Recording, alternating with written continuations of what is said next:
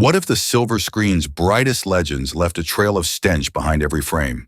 Behind the perfect lighting and dreamy romance, some stars carried clouds of sweat, cigar smoke, and campfire grime that clung to everything in their path. Their refusal to bathe became a secret ingredient in the myths Hollywood sold to the world. Stay with us, hit that subscribe button, and discover 20 icons whose unforgettable performances came wrapped in an unforgettable odor. Marlon Brando. The rebel aura that electrified Brando's performances spilled over into his hygiene, or lack of it. Friends said he viewed soap as factory perfume, something that washed away the earthiness he wanted to feel on his skin. During Mutiny on the Bounty, the Tahitian heat mixed with his legendary cigar habit, creating a pungent haze of sweat, nicotine, and coconut oil. The crew swore they could track like a weather front across the set. Brando boasted that perspiration was nature's moisturizer. He would wipe his brow with the same bandana all week and stuff it into his back pocket so the salt doesn't go to waste. Co-star Trevor Howard begged production to install extra fans, but the director refused. Brando claimed wind machines ruined the realism. Extras kept pockets of crushed mint under their noses, yet the actor remained oblivious, convinced that raw humanity couldn't possibly smell sweet. The odor didn't hurt his box office draw, but executives quietly noted fewer close-up love scenes after 1962. Brando shrugged, saying audiences came for truth, not talcum powder.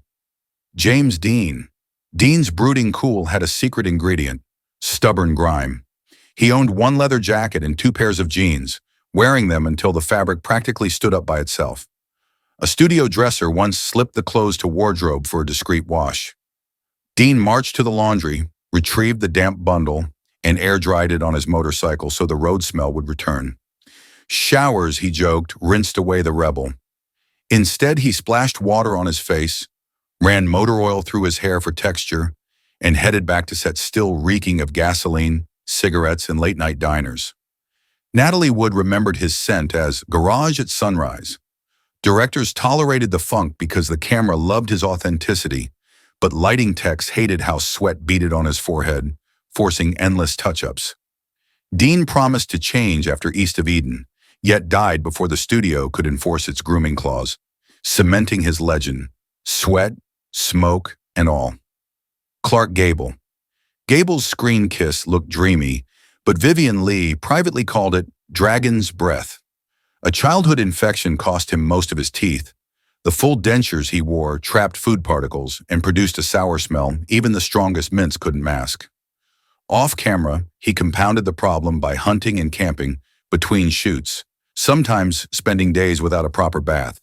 He'd dust himself with talc and sprinkle cologne on his shirt collar, creating a floral meat cloud that made crew members step back. One MGM memo suggested spacing romantic scenes to allow oral rest. Yet audiences never noticed. Gable's rugged magnetism overpowered the odor complaints, proving charisma can outshine even the rankest realities. Steve McQueen. The king of cool believed a man should smell like his machines. After tearing around in dune buggies or motorcycles, he'd stride onto set still caked in oil and desert grit, bragging that the mixture kept mosquitoes away. McQueen used strong aftershave instead of soap, claiming it killed two birds: disinfection and signature scent. Makeup artists built a portable wash station, but he preferred wiping his face with a gasoline-damp rag, then lighting a cigarette so the fumes burned off. Faye Dunaway recalled that kissing him on the Thomas Crown affair felt like making out inside a garage. Producers worried the smell would alienate leading ladies, yet audiences saw only effortless swagger. McQueen's grime, like his stunts, became part of the brand. Dangerous, intoxicating, impossible to fake. Robert Mitchum. Mitchum's laconic growl came with an equally blunt approach to bathing. Waters for fish. A Depression-era drifter before fame, he kept the hobo habit of a single weekly scrub, usually Saturday night in whiskey-laced bathwater. On weekdays, he covered sweat with cheap bay rum cologne and clouds of cigarette smoke. Director Charles Lawton begged him to shower during Night of the Hunter. Mitchum answered by dabbing aftershave behind his ears and returning to set with a sardonic grin. The stench, tobacco, bourbon, and river mud, gave child co-star Billy Chapin nightmares, yet also deepened the preacher-turned-killer's menace. Studio heads considered issuing a hygiene rider, but thought better of it when early test screenings raved about Mitchum's authentic aura. His career thrived, proving that for some stars foul becomes fascinating. Errol Flynn, swashbuckler. Errol Flynn sliced through adventure epics with sword in hand and a powerful nimbus of body odor in his wake. Flynn bragged that daily showers softened the calluses a pirate needs, so he limited bathing to a weekly plunge in ice-cold water spiked with rum. In tropical locations like Jamaica during Captain Blood, he'd film in saturated wool costumes until sweat turned them nearly black, then hang them in his bungalow so the salt stiffened the fabric. Crew members dubbed his trailer The Bilge, and Olivia de Havilland faintly perfumed her handkerchief before love scenes. Flynn's musk, rum, sweat, and horse liniment from riding scenes became legend. Stunt doubles joked they could track him by scent alone. Warner Brothers tried gifting French cologne, but he poured it into brandy, laughing that it smells better going in than on. His rakish reputation only grew, proving that for matinee idols, danger, even nasal danger, could be irresistible. Orson Wells. Genius often ignores grooming, and Wells was no exception. Between marathon editing sessions on Citizen Kane, he'd drift through RKO in a threadbare robe, cigarette ash clinging to his beard. Showers felt like hours stolen from art, he said. Instead, he splashed bourbon on his cheeks, claiming the alcohol killed bacteria. The mixture of stale liquor, sweat, and grease paint created what Agnes Moorehead called a carnival midway after rain. When tightly laced costumes for the magnificent Ambersons trapped heat, the odor intensified, fogging camera lenses and forcing crew to wipe condensation. Executives hinted at hygiene clauses, but test audiences saw only brilliance. Wells's aroma became a backstage cautionary tale, yet his towering talent overrode complaints, cementing the idea that genius could smell however it pleased. Humphrey Bogart. Bogart's tough guy image carried a gritty scent born of wartime Navy habits. Conserve water, keep moving. Even in peacetime Hollywood, he favored quick sink rinses over full showers, then masked sweat with clouds of Chesterfield smoke. On the African Queen, the humid Congolese air mingled with engine oil from the steamer, giving him a tang Sidney Greenstreet likened to wet canvas and diesel. Katharine Hepburn, ever proper, distributed lavender sachets to the crew. Bogart countered by hanging sardines in her tent as a joke, claiming, "We all smell tropical now." Despite the stench, audiences embraced his authenticity, and studios decided a little grime was cheaper than reshoots, so the odor stayed, along with his box office clout. Peter O'Toole. Though technically post-Golden Age, O'Toole's mythic hygiene lapses on Lawrence of Arabia earned him a seat in this rogues gallery. He treated the desert like a dry bath. "Sand is nature's exfoliant," he quipped. Days passed without soap as he baked in camel hair robes that trapped sweat and cigarette smoke. The result was a heady mix of saddle leather, stale tobacco, and sun-cooked linen. Omar Sharif begged production for eucalyptus oil sprays, but O'Toole refused, fearing any scent would break character. His cracked lips and dust-caked beard read as heroic on camera, turning filth into cinematic poetry. Critics swooned, co-stars learned to breathe through their mouths. John Barrymore. Barrymore's legendary excess extended to bathing, or rather dodging it. Preferring to marinate in the night's revelry, he'd arrive on set still wearing last evening's tux, now fragrant with whiskey sweat and cigar ash. Makeup artists wiped his face with witch hazel pads by the dozen, yet the odor clung like a tragic mask. During Grand Hotel Garbo demanded separate rehearsal space, claiming his breath clouded her concentration. Barrymore blamed artistic vapors, insisting a true thespian must smell of the stage. Studios sent valets armed with lemon water cloths. He bribed them to stand down with flasks of gin. The public never sensed the stench, but insiders whispered that the great profile came with a pungent footnote, proof that the spotlight can gild even the grimmiest legend. Spencer Tracy. Spencer Tracy's rough-hewn realism hit a daily war with soap and water. Growing up in Milwaukee's stockyard neighborhoods, he linked real manhood to the permanent scent of sweat and tobacco. Once he became an MGM star, Tracy still refused the studio bungalow's tiled shower, claiming steam weakened his voice. Instead, he rose at dawn, splashed a handful of cold water on his face, rubbed talcum under his arms, and pulled yesterday's undershirt back on, stiff with cigar smoke. By mid-afternoon, cameramen spotted dark rings spreading beneath his suit coats. Tracy laughed, saying audiences would never see the odor. Katharine Hepburn begged him to try cologne, but he waved off the boudoir stuff. Crew members placed eucalyptus branches around lighting rigs to mask the musk, an earthy blend of stale beer, nicotine, and wool. Directors accommodated his single-take style to shorten the time actors spent in the close heat. Surprisingly, box office numbers only went up. Fans saw authenticity, not armpits. Yet makeup artists privately tallied the cost. 3 shirt replacements per week and gallons of disinfectant on shared chairs. Tracy's grime never dented his 2 Oscars. If anything, it reinforced his image as Hollywood's everyman who refused to wash away his roots. Wallace Beery. At 6'1" and barrel-chested, Wallace Beery filled a room and overwhelmed it with odor.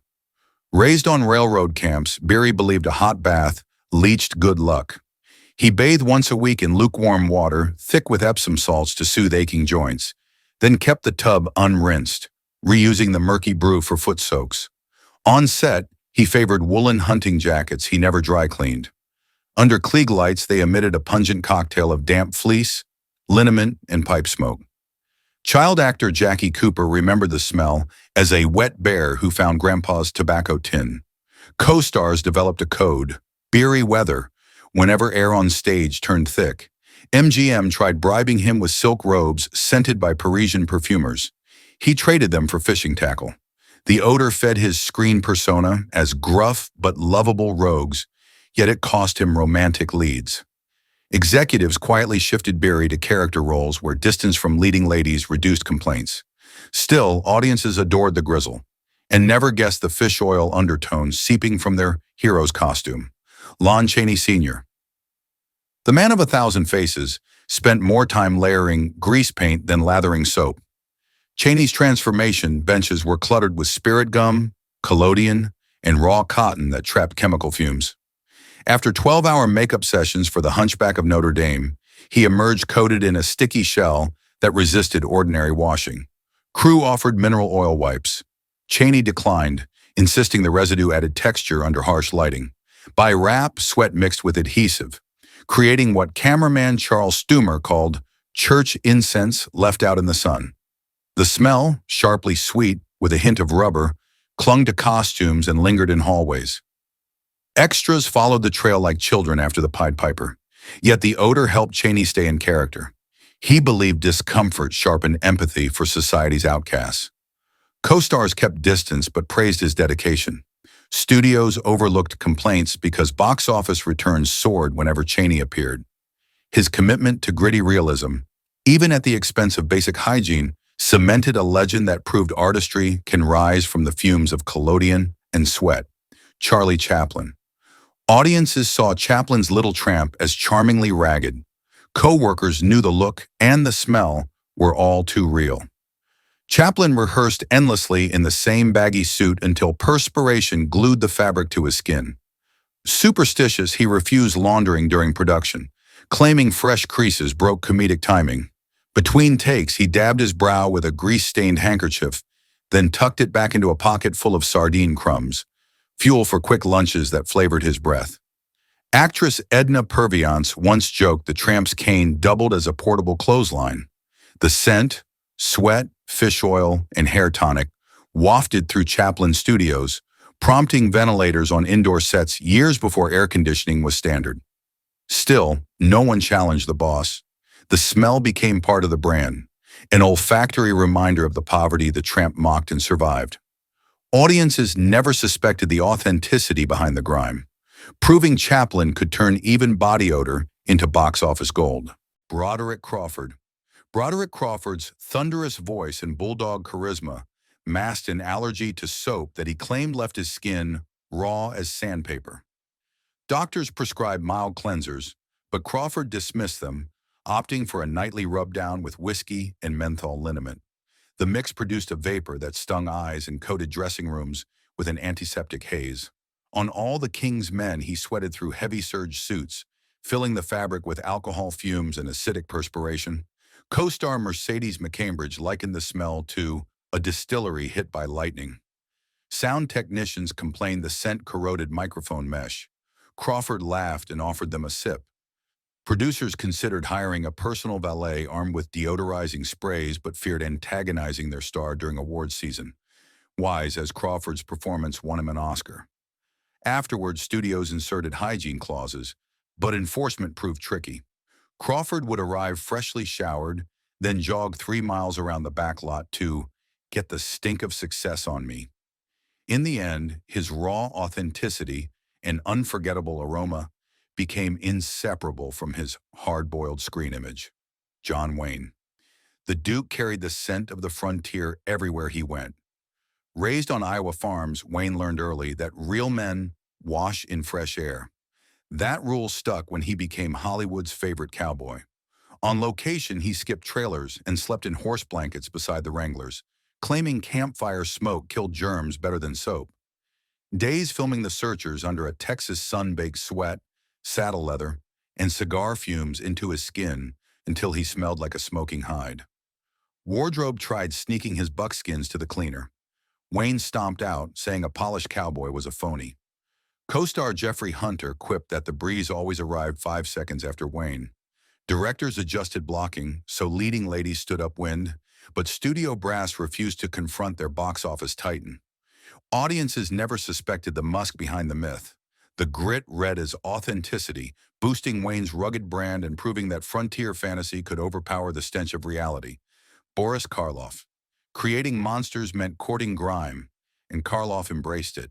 Hours in rubber prosthetics for Frankenstein left his pores clogged with spirit gum residue that soap barely touched. He bathed only every 3rd day, fearing daily scrubbing would loosen fragile facial appliances. Between takes, he lounged in a moth-eaten robe, the smell of latex, stale tea, and trapped sweat wafting through the soundstage like a crypt breeze. Colin Clive gagged during close-ups and asked for smelling salts. Karloff apologized softly but refused to shorten makeup time.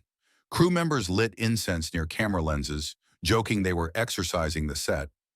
Yet fans marveled at how real the monster's pallor appeared, unaware the sheen was half grease paint, half perspiration.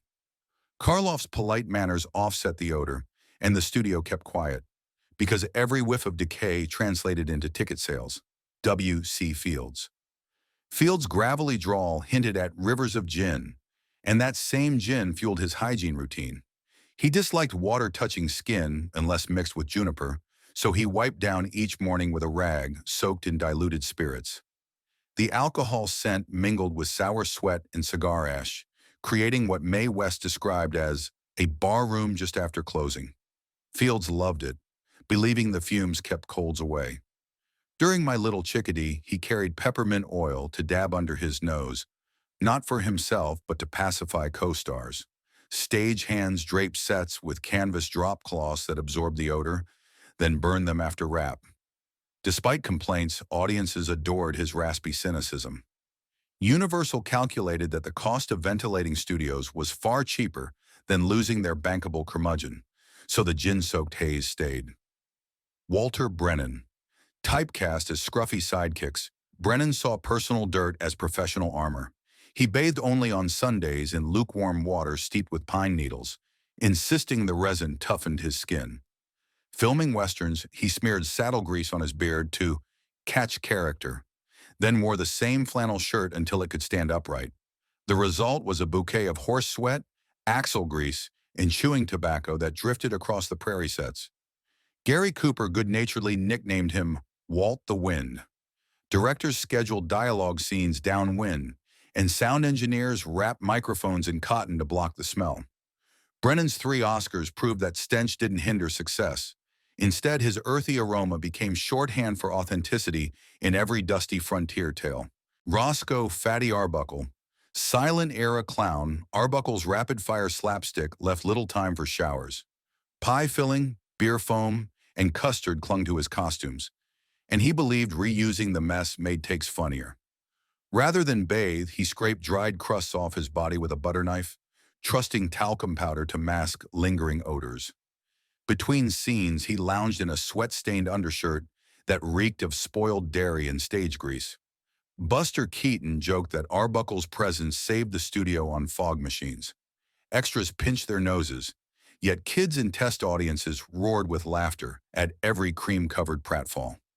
Paramount sent laundry tokens by the box. Arbuckle repurposed them as poker chips. Even after scandal derailed his career, fans remembered the joyous chaos, not the sour smell, proving that in early Hollywood, spectacle trumped soap every time. From grit to gin-soaked fumes, these legends proved charisma can overpower odor. Their musk-stained wardrobes fogged lenses, yet conquered hearts worldwide. Behind every immortal frame lies the whiff of stubborn humanity. Like the story? Share the video, comment your favorite shock, and stay tuned for more hidden Hollywood truths.